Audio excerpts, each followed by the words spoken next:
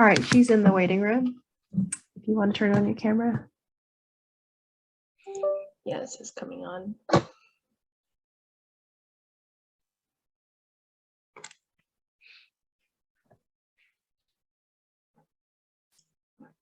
Hello there. Hello. How are you? Sorry I kept you waiting. No, that's no problem at all. But I think you know all the answers to the questions already because after the lecture, right? Yes. We found our questions, it was a little more difficult to come up with some questions for the interview since you were so thorough at your lecture, but we have some here. Thank you for coming and getting interviewed by us. We're really excited to talk to you a little bit more. I'm Kelly. And I'm Stella. Nicole. And we also have another group member, Lauren, who couldn't be here today just because she has her final review right now for studio. Okay. Yeah, and I'll get started with our first question. So starting off, could you tell us a little bit about how you became interested in studying architecture? It's quite a banal reason. I mean, I always had many interests and I didn't know anyone in the family or friend circle who was even a designer or of any kind of, I just had my favorite subjects were math and drawing, painting. And then I was torn between these two things. And at one point, I bumped into someone who was ready to do an aptitude test. They said, someone in the family said, why don't you just show up and we'll do you an aptitude test instead of undergoing like what to study kind of thing. So that they said architecture. And I immediately thought, oh my God, I didn't even consider that. And I knew it was going to be right. So that's it. I thought I would be able to combine all these things. And it's true in a way, but on the other hand, I didn't land up doing either.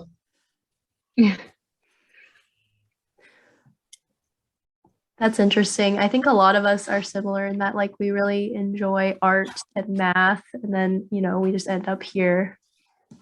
I think that's the same way it goes for me because I didn't know I was going to do architecture until I was applying to architecture school. So. Yeah, we were wondering, what was your architectural education like? Did you study a lot of precedents from India or from like abroad? I think we didn't do so many precedent studies. I think the way it's taught in the Eurocentric world is quite different. Although our syllabus was very thorough and rooted in built based upon RIBA London, because India was a British colony. So our school was the first architecture school. I went to JJ School of Architecture in Bombay. It was the oldest school, most architects. It looks like we're a very good school because all those old-time famous architects all went to our school. But the real reason is there was only that school in the beginning. And so the way we were taught, we have, I think, compared to many students that I've been teaching in the US or in Europe, I think now when I look back, we had a much more technical base, I would say. We knew, we had to be able to calculate, structures to some extent. We would need to know much more how buildings stand up, how materials, what goes into when you draw things. There were all these subjects. Of course, they are not very popular, but I think we were taught in a very old school way, and hand drawing and, all of that makes you be a little more grounded in reality, I think. So it's not like we were too theoretically strong and, but you didn't start everything only with precedent studies. You did case studies and all that. But I think it wasn't like so much. I feel here what happens is we build upon only what is done. I personally don't like to teach. My teaching method, not I mean, when I look at the schools in which I teach, I'm never taught in India. I feel that I do need a balance of, imagination and, information. And it's not like, knowledge is one thing, but knowledge is not going to save us in the future, because what we know is nothing compared to what we will need to know to navigate the future. That's how humans evolve. So I think knowledge alone, as much as we chase it, is not enough. It's not the way. Architecture and any invention and every building is a new research, actually. And the society is propelled forward through imagination. And I think, I'm not saying that current schools don't have that. I'm just saying that I feel like when you draw from past references, it should not be the only basis. I prefer to inform myself from the best future I can see, where I like to know where I want to go, not what I have already seen. All this conditioning and existing habits, I think they really weigh us down, to be honest. I don't like that to be the focus.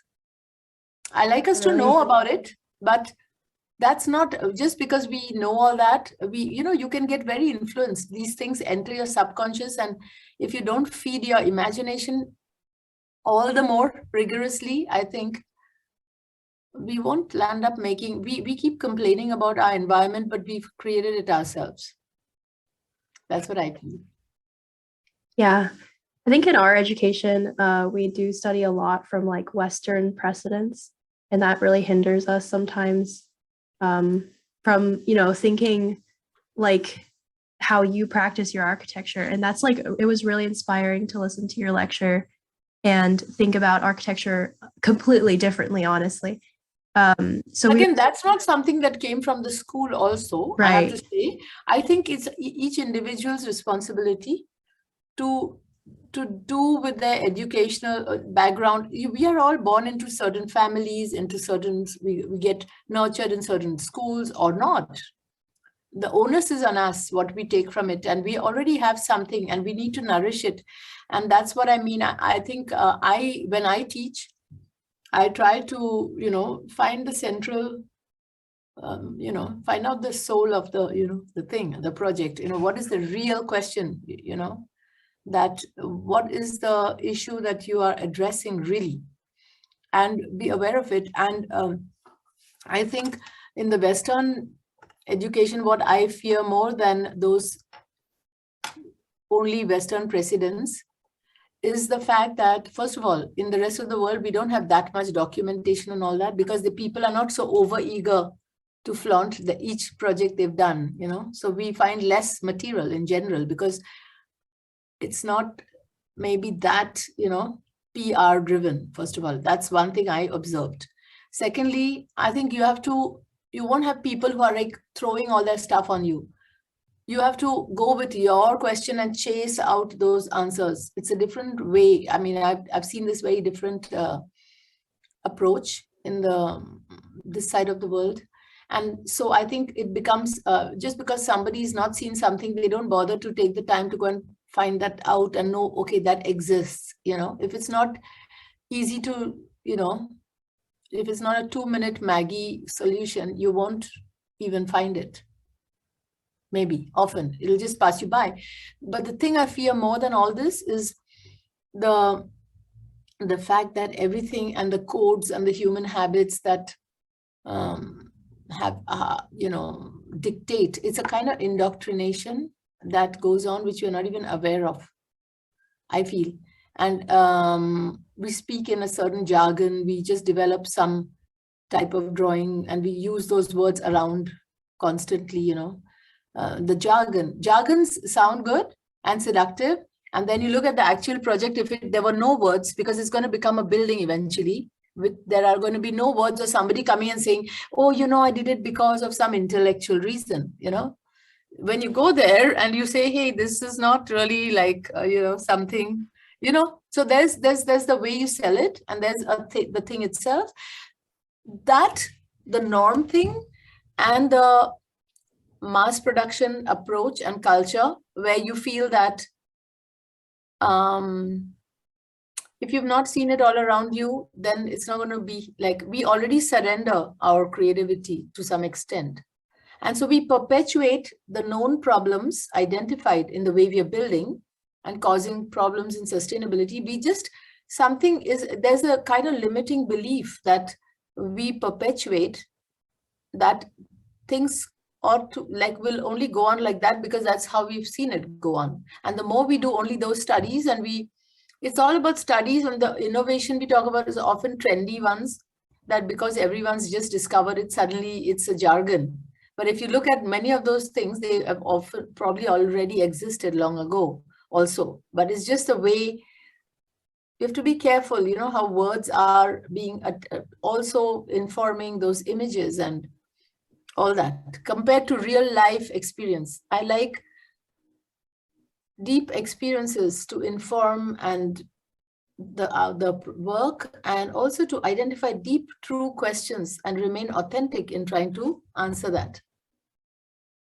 Yeah, I was going to ask you about how you became interested in using like India's local vernacular crafts to inform your architecture, but I think you kind of answered that already just by showing how authentic your architecture is. But it's not only because of that, not because I went out to be authentic. When you live in a country where people are not so rich that they waste anything and can afford to do stupid, thoughtless things, sorry, this is going to sound rude in the interview, but then you automatically, look, if you've got a tight pocket money, you're not going to be doing absurd things, isn't it? It's a simple thing.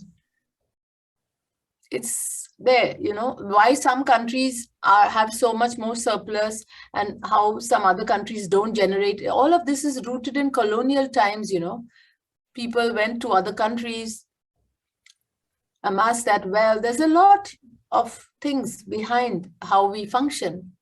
But I always look for the common ground, I think I didn't do this to, produce an architecture that's going to look photogenic, or that's going to, on the other hand, be humble and authentic, or, it's common sense. A lot of it doesn't sound good if I say, look, that's common sense. The common sense is whatever's near you is going to be make more sense to use that.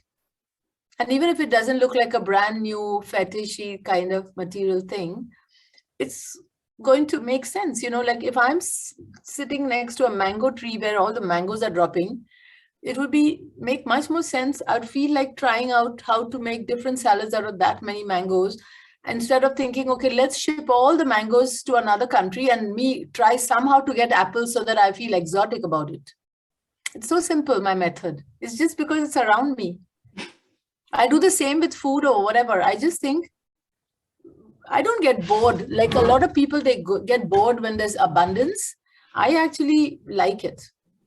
I like to, I like to appreciate where I am and be present locally. So I guess it comes more from that. Mm-hmm. Do you find it, do you use like techniques from like what you learn in school, like into your practice of like using vernacular craft? See, what you learn in school in those days, what you learn in school is not only some craft and all those, British brick bond techniques, and a lot of things we were taught were outdated too. But what you did still learn were the first principles. And the first principles, like that there's a thing called bending moment, that there's a thing called tension and compression. That there are natural laws that are not going to change. Like I can think whatever I want and I can do whatever rendering I want, but the law of gravity is not going to go away. It's here to stay. And doesn't matter which country we live in and which context and whether they are rich or poor, certain things are to be just surrendered to because they are really existing. Similarly, climate, season, and certain things, those are bigger forces than ourselves. And then there are the man-made, the culture that keeps evolving. There's tradition and culture, all of that is evolving. So yes, I did I'm very much shaped by not only the culture from my school, I suppose, but Also, because in the school, we didn't have a very glamorous idea of architecture, or it's a job that needs to get done properly. And they don't, I mean, some schools, without naming them, make you feel only after those, they create an idea about ourselves, as if we are suddenly something else, sometimes we lose a sort of normalcy about, there are many people and they have all their professions, and all these professions need to contribute to the society, and the society contributes back to them. And I think this is kind of a very simple approach, but yes, I think having less resources and, being taught, we had to understand the first principles to be able to do something, You could get away with anything, but nowadays I think you can get away with more. Because it's very easy to create, seduction, Mhm. or global trends even. But I'm not putting down the digital developments. I'm really excited by all of that. I just feel that we need to be even more present in our own action. We need much more discrimination. Every child needs so much more discrimination, because the lack of availability is not going to do the householding. It's the person who has to make those choices and set boundaries, because today you can buy anything, you can have anything, you can have any fruit from anywhere, you can use any material from anywhere. It's our own. Now what is interesting is, because everything is in some countries very easily available, then it relies on our consciousness. It's very interesting. I think the future will be about what you do with your consciousness, And that's also is very interesting for human society, to look at, even collectively and individually. The ethics and consciousness, the evolution of consciousness and all this is coming into play, When you're just hungry and all you need to do is get your food met, or your, protect, you have other problems. So yes, I'm very shaped by that kind of culture. I think I'm also shaped by the fact that I grew up in India, and how we live and look at the world, and how you see yourself in the world. These are also, very cultural concepts. I when I'm abroad in a foreign culture, I look for traditional Chinese medicine or some Asian something, where I feel well, because there's a way of, that the culture, many civilization, like years, generations have built up a sort of value system that is behind you in your little habits.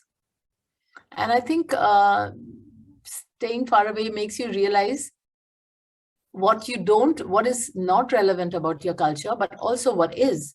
Because all the things you do habitually because society wants you to conform, those get dropped off, but the essential ones remain.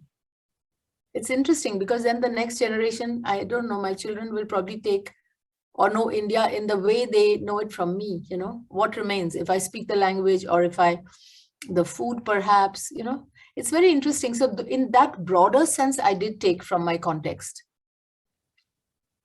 I took first and foremost the idea that you have to be self-reliant and be responsible for what you do,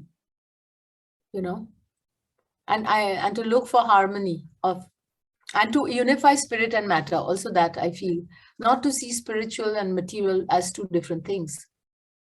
But like our body, like, through yoga and all that, that your body is just the vessel of your spirit. It's like architecture. The void, the is what we inhabit. That's where the essence lies, and the body is the materials just shape it. So you can't say that the material, I'm not my body, but I'm not me without my body. It's even with musical instruments and everything, and choreography, you can have a composition, but if it's a violin or a piano, it's going to change everything, So the materiality is important. But I think that spirit matter being one thing, I definitely think maybe it's the Indian influence. You will be able to tell me better the answer to this. when you've written the piece? Yeah, yeah, thank you for that. At least for me, I sometimes I try to look for, because I'm Chinese and I'm from like a specific area of China, and like that's not what we learn in school. So I find it really interesting kind of to take like away from like where my parents are from, or yeah. Mm-hmm. Yeah, and so continuing on to our next question, you talk about studying at like a place that's foreign to you. Like what took you to Germany for your like postgraduate studies? Like what I did didn't you? actually go for studies. I had my practice already since 1990. And I think I did my studies about 15 years later. When I was a very established, like 15 years into my practice is when I studied. So I wasn't planning to study further. I wanted to study when I finished my graduation. I wanted to study in the US. And then I realized during the application process that actually am I just following a trend that my friends are doing? And because you don't know, you find that you feel like the practice, the people in the field, they are cynical about the profession. So you feel, if I could only buy some more university campus time, is that why I'm studying? And I just had a bit of dilemma there. And even though I got some admissions and all that, I thought, you know, I don't know if I want to go there. Maybe so I chose to not go, which is that choosing not to go, to just study and do one more course. I'm a very studious person. I could keep on studying and feel very happy forever after, living and go on studying. But I felt I should just travel and know my country, because Bombay is not India. And I felt like, I should try to apply all this. And then if I study, I should know why I'm studying still, because this can go on forever. Just because I was disillusioned by the kind of practice, that same point is going to meet me a year or two from now. So I thought, no, face the uncomfortable moment and do that. And then I decided not to go and study. I started my practice. Then Berlin reunified East and West. And I had a friend whom I met in South India, and he was German, and he wanted to go to Germany because Berlin was celebrating the reunification, and nobody thought that something so politically like divided can become one. So I was very, very impressed by that, actually, most of all. And because I come from we have descendants of like our grandparents have experienced the partition of India, just like the Germany was partitioned, and the trauma around that somehow is something I know about.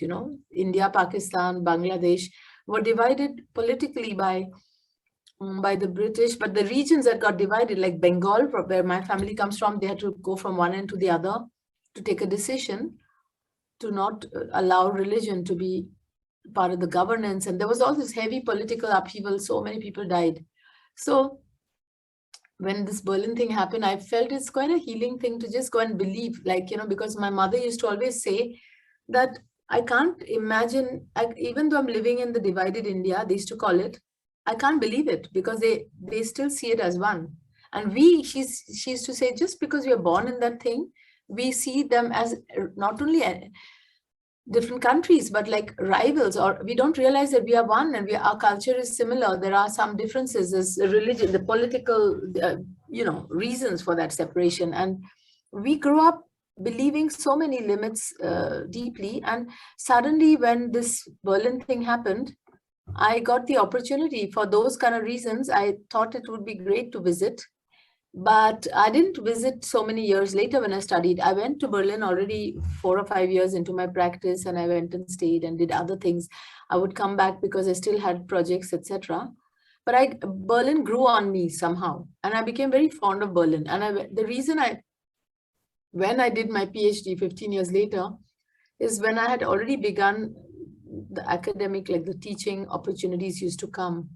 I used to teach in other places, and I felt like, at a moment, I thought it would be good to take up these offers and just be elsewhere to see my practice from I became very over busy doing all this kind of field work and being present.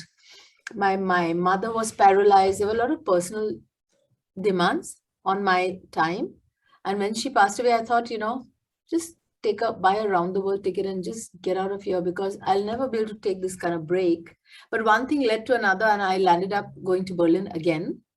And in the course of teaching, I thought, I thought if I'm going to be in Europe, I might as well now do a PhD, because I felt it would give me the opportunity to look at my own practice, and after being deep into it, a lot of the projects you saw were already done before the PhD. I would say most of, a lot of, including the terracotta experiments, a lot of things were done very much in the early first decade before the PhD. PhD came just as I was also pregnant, and I thought, okay, it's good if I'm, I can't travel so much and this and that. Better use the time and do the PhD. Everybody was laughing at me that who does, like when you are going to have a child, you won't have time. No, I said, no. Anyway, I'm going to have to spend sleepless nights. I might as well, get something done, like a PhD, which is what I did. That's incredible. I'm an adult student. I've been practicing for 20 years, and I'm kind of in that place of the cynicism, and Lovely. Came back to school and going through that kind of examination process. And I have 2 kids. I can't imagine. You know how it is. I don't know. They're 8 and 13. How can you do any submission with children? Seriously, honestly, I can't. I don't know how I did the PhD, but at the same time I did the PhD, I also wrote this book, because I could have done my PhD on this topic, but I wasn't sure I would get this done. So I wanted to do this. And then I thought, no, but I won't finish it. So I started both. And later I thought, why am I doing 2 books, But they got finished in 3 years. That's amazing. And the children also grew up. And then suddenly I felt like, so much time again, So, but it was a very crazy time. I now understand I don't know how, people with children ever study and find time. Would you be comfortable sharing us like the title of those books that you wrote? Yeah, there's this one. I'll just hold it up. It's called Roger Anger, a French architect. He's the chief architect of Auroville. And I called the book Research and Beauty, because I was trying to explain that even beauty is a scientific thing. It's about some laws of harmony which bridge from spatial to material. So I wrote that. And this year is in fact his centenary year. And I'm going to show his work as a co-curator in the Lisbon Triennale. Yeah, in September. So I like to celebrate the work of other architects too, I like architecture more than architects. I do pay a lot of attention to the personality, because I think it's the personality who has the courage to take on a certain attitude. Architecture is such a difficult profession. I admire architects for holding on, doing, pursuing questions for human habitat and for our future. It's such a difficult profession, isn't it? I mean, there's so much responsibility, so badly paid, if at all. And architects are so idealistic. We were wondering if you have a favorite project of yours that you would like to share with us. I would say that my own house, wall house, which I showed you. You have the slides of my work or not? Did you get the PowerPoint? You can ask Patricia to give you the PowerPoint. She should have it. I would have shared it with her. If not, you can have it. And I think you can browse through those and tell me what images you need, and, or look up in the website. But yeah, I mean, wall houses, the drawings and the model have been acquired by MoMA. I don't have them anymore. But that's quite a flattering thing. There's a lot of research that went into it. And it's also my own house. So it's a project I did where I didn't hold back, because of the fears of others. So I just could do it, When I came to difficult questions, I could say, look, let's not build the staircase. I have not figured it out. I need more time. And I'm busy doing other people's projects. And I could take those type of decisions that lead to a good project. And again, there are many, many things not solved properly in that. But because I'm a person who celebrates process more than the product, I know what it did for me. And I know that how rich the process was. So when I look at my projects, I don't see how pretty it looks. I just see what it made me think and solve. There's a lot of delight I get when not only this one, there are some projects that are not so successful, but I know the elements that were successful for me or breakthroughs that I made with others also. So whenever I go and look at my work, those are the things that come up, how it shaped me back. So in that sense, I think Wall House was my most important project, I would say. I like to discuss that one, if at all. Yeah, that's one of the ones we've studied this semester. So we built a model and we did. No way, really? Yeah, sure. Hey, you should share me. Send me some things later, what you all did with it, okay? Yeah, I can. Oh, what are you going to do with those models? I don't have a model. Well, it's not a physical model. This is a yeah, but I'd love to see here. You can send it to me maybe, or send images or whatever. Yeah, so this is the model. Lauren actually built this whole model. Oh my. And we used just the drawings that we found, online. One question we did have if you ever share, if you want to share that with me, I use it somewhere. I will mention you guys, or if somebody wants, if you want, you can do that. It's very well done. Yeah, sure. She did a great job. On these fantastic moving walls. Who did them again? Lauren, she's not on the call. She had her studio review today, so she wasn't. Please give her my compliment, okay? Yeah, sure. And there are some changes which I, as a teacher, feel like correcting, but I won't. No, sure. No, just small thing, very little, because it's very hard to do this without drawing. So, the doors are actually like this, okay? This one opens here, and this one opens here. Okay, it's rotated that way so that when you open and you sit, you feel the axis, Got it. And the upper ones are like that, like it's drawn, because that is sensible to operate. It's easy. So there's all these, I have a way of trying to solve. I know that the grid and a repetition is important because of some conveniences. And then I go and always try to make it also make us free from the grid. According to what you need functionally. But that's just the only thing I see. Everything else looks quite amazing. There's some little details here that have to do with how it holds, but very, very beautiful work. And a gutter thing here, and a spout here, big one, and like this one. This is narrower, but no, it's very, very nice. I really, really appreciate this, Fantastic. Were these holes for light or to let air through? Air through. Okay. Because if you don't allow breathing, then you'll have to have glass. If you have glass in a humid place, then you'll have to have air conditioning. Right. And then it's going to be first heating up your house, and then you're going to have to cool it double. Right. So the moment you close it, all the humidity will be sealed in there. And we're talking about very high humidity. Mm-hmm. So that's the reason. Also, we need to break the sun. Right. Because this is the south that, this low sun, the southwestern sun would, the house is just 7 feet and the veranda is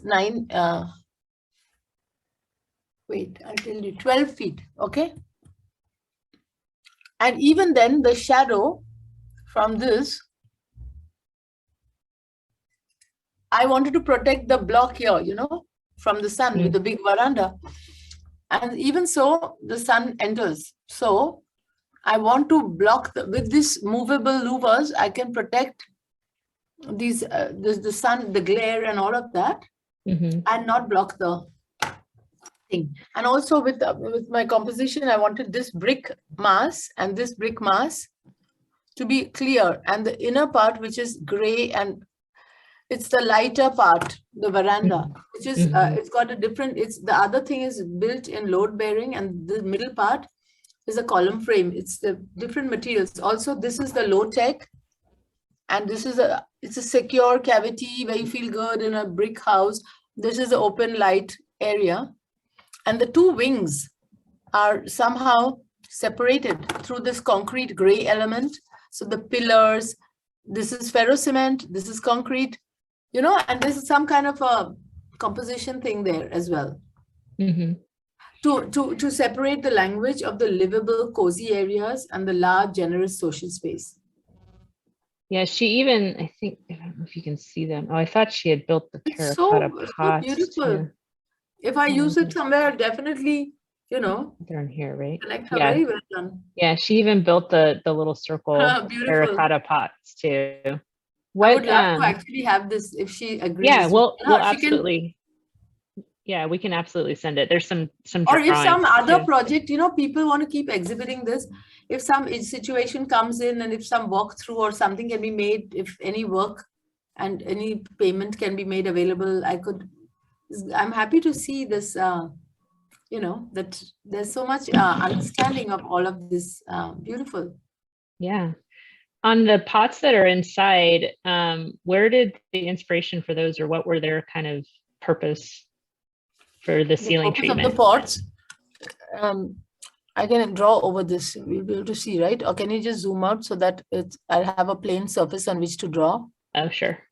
So normally, if you do normal reinforced concrete slabs have so much steel, you know, in them, and they are about 15 centimeter or 12 minimum 12 centimeter thick, and you need a lot of steel. My main reason for all of this was research in concrete, okay? And this was research in brick. So it was high tech and low tech researchers doing. So you see here, this was a brick arch, vault. Okay, here too, actually. This was also like that, you know.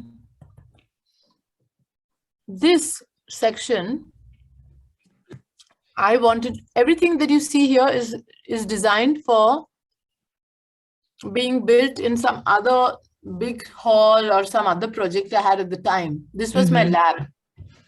So I wanted to try out efficient concrete. So there is a system called filler slabs, which are, you know, normally if you would do a waffle slab, you know, a dia grid or something to have a lot of ribs. So you make this part 20 centimeter instead of 12. And like a waffle, you can make this 5.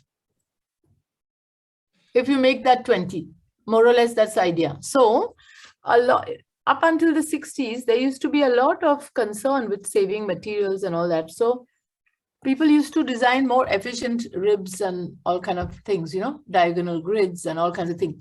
But the formwork is more expensive. So typically you would have a formwork like that. You'll have to build forms to cast, and then everybody today is quite lazy to do that, and they say no, time is money, let's not do all that. So what I did is I decided to take the pots to make lost shuttering, lost formwork with the pots, so that the pots have no function. They're just a very cheap thing that I can use. If I use that, then I can have very rubbish planks, you know, as a formwork, and I can just buy some.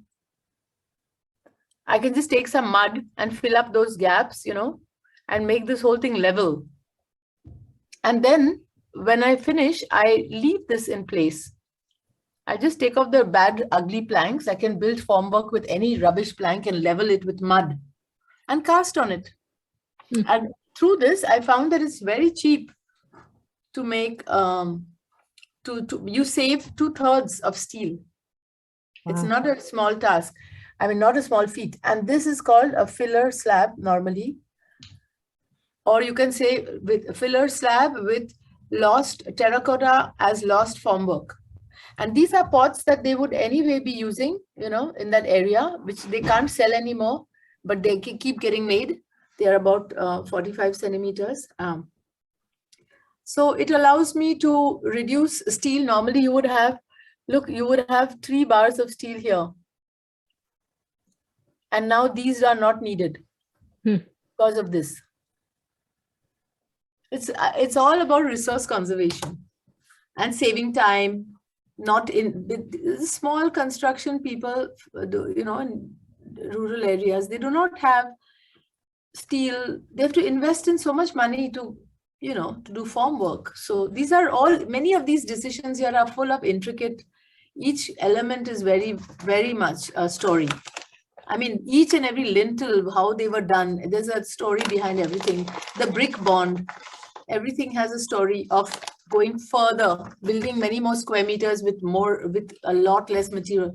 So that's the story of the wall house, using less material and using more ingenuity. So that is the story, and I feel quite happy with it, despite all the problems in it, you know. It's really great. Kelly, do you want to share yours? Yeah. How nice to see that. We have, sorry, Yeah. go ahead. sorry. Oh, sorry. Okay. We studied voluntariat homes for homeless children. I can't believe you studied all my work. It's so it makes me emotional. Yeah, I have a motto for it. Amazing. So this is, it's not completely. Oh my done God, yet. please, you guys are so amazing. Look what you did. Oh my goodness. And Aw. all that is missing here is the base, Yeah. you know, because there's a specific kind of a shape of a base that is elevated, and there are some cutouts here and there for a sand pit and whatever. And there's a, you know, level difference here. So this becomes a sand pit. But it's beautiful, beautiful that you drew this kind of thing. Wow. I'm so Thank you. impressed. Yeah, we were So actually happy to see this. I don't have this kind of drawings. I don't know where all of my drawings went. A lot of the archives got, you know, eaten up, and I don't have everything. Oh, okay. For this project, we were wondering, so we understand that the home came from, it's essentially a kiln, and you prepared all the brick that you made the homes out of in that kiln. We were wondering if like one of the, so like all of them are like 3 different volumes. What, were they all fired at once or just like one? No, actually, we wanted to do all, but we had some problems there on site. We actually did only this much as a prototype, okay, because this was for me to test my PhD thesis. I had done 2 buildings in this technology, and my PhD was about Ray Meeker, who, there's a book called Building with Fire, same as my PhD title. Ray Meeker, he's a Californian ceramist who actually pioneered this technology, and he built it about 18 or some structures, one by one, trying to solve it. By the time we did this voluntariat, I had already just done my PhD, and I found other insights and I wanted to test it. So we did only 2 domes that are fired. And inside it, we had so many bricks, you know. Right. About 3 times of this thing. So we use the bricks to build others. That's beautiful.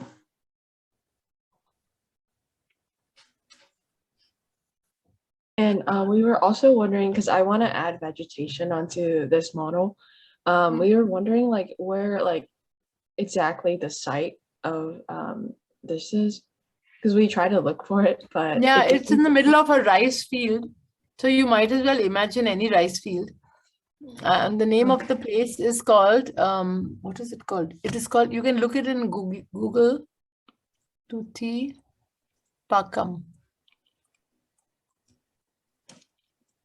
Okay, thank you so much. Near Pondicherry.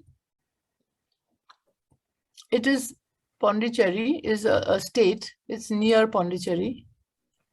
And you can, in that region, which is a agricultural area, you have to look for voluntariat. Okay, perfect. Because this voluntariat, you will be led, when you look for this, they are an NGO. So you will be led to a in Pondicherry, which is a city about, say, 10 kilometers or so away, or maybe a little more. There is a city in which they have their head office, and they'll send you in that site. But if you look for this word, Tutipakam, and see if something of this word appears, you should be able to find it. Okay, thank you so much. Thank you. Okay, lovely. All right, to round it off, we were just wondering, what is your advice to young architects getting into the field now? Oh my God, so hard. Oh, I don't know. I think I just don't like to say these things, but I think one has to be prepared that it's not an easy field. You need a lot of grit.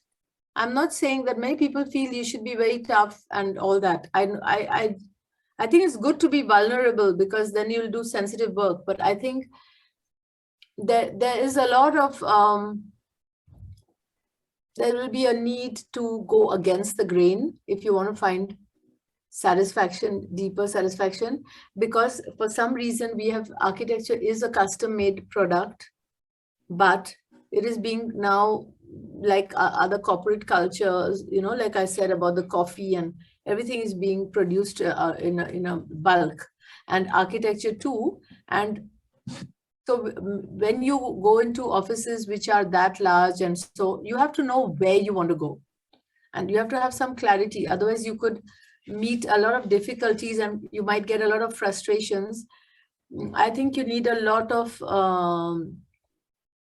clarity, and take time for which type, because there's a whole lot of things you can do there. You can be either a journalist, you can be a curator, you can, you know, I think architecture is a very beautiful subject to be studying. It gives you a nice window into all kinds of things. So based on your own profession, interest, the world is open, I would say. So, but I think you can't go out there. It's like you go shopping without a shopping list. If you have no clarity, you'll just, there's too many options. And I would say a general message, apart from, you know, something to the architects, I would just say that you should take charge of your own life, what you're going to do with your life, you know, and how the satisfaction you feel is not going to come from outer circumstances, from the right kind of office. If you know what you're looking for, you're more likely to find it. Even if there are just few of those, you will know that whom are you aligned with. So for that, you need a lot of inner work to find the clarity, I feel, to know what, and to be supple, to change a few different things, and before one really settles. And I would say always, from time to time, it's okay to be out of the comfort zone. If you just remain in everyday thing, like habits, you won't necessarily discover your own potential. So I think it's good to take some time, you know, for these things. Even when you get busy, there's so much stress around architectural production. I don't believe in that. So I think there again, you should define your own way of working. There will be a certain culture around you. But I would say we need to have an attitude of courage and, you know, not let fear advise you. You know, fear and livelihood, you can earn with anything, you know. It's not going to be so easy, but it's not. I mean, when I think about things that I did, I think actually anyone can do anything, you know, if you believe in it. So, yeah. Thank you so much. Very nice. There are other questions. I think you all said so, probably have got to know from our discussion on that day. I'm sure you've been all present. So very nice to see your work. Thank you so much. I didn't realize you were studying all my, under what was the context that you had to study this? Oh, we just essentially had to pick 2 projects of yours to study, and from those, we kind of make a model, take sections and plans, and really just, Oh, beautiful. yeah, that's It's it. Yeah, so they're- flattering. I have to say, it's more flattering to see this when the younger generation has taken the time to, when you draw, you have gone into the problem, and that's what I really can see the I appreciate it a lot. Please tell everyone in your group also, and because it's much better than these fancy media, you know, when they, this is the real flattery, I think, you know, when you take so much time to understand what was the thinking and all that. Lovely. I hope you will be able to visit one day. Yeah. Have you seen the film on Apple TV? No. Don't have Apple No. TV. Listen, I would strongly suggest you to see it after the work you did, because it's only the wall house. Apple TV has a section called Home. They've got a 10-part series called Home. So if you just go into Apple TV, you'll, not that I am an Apple TV viewer, but they came and they did a very thorough job where they explained the wall house, and they have interviewed all kinds of people that I don't know what they said. It was all, it came as a surprise to me, from the craftsmen. They showed all the processes. They staged a few of those, making things again. And they talked to people in MoMA and here and there. And, you know, they also talk a lot about my journey and how I became an architect. Could be interesting for you. And I think it's, of course, a bit sensational, you know, like those kind of chef's table kind of thing. But it explains, I think, you can get a subscription, somebody, and you can come out of it. You can just do a Like a month free long. trial. Yeah, if you want, you can look. So if you go, if you want to find it, you go, it's a half an hour thing. So be prepared. You have to go into it and look for the series called Home. And the series Home has got 10 episodes, and the mine is called India. They've got houses, one house per project, no? Amazing. Thank you so much for your time. Thank you all. All the best. Thank you. Great. Have a good See day. you. Bye. Bye-bye. Bye. Bye-bye.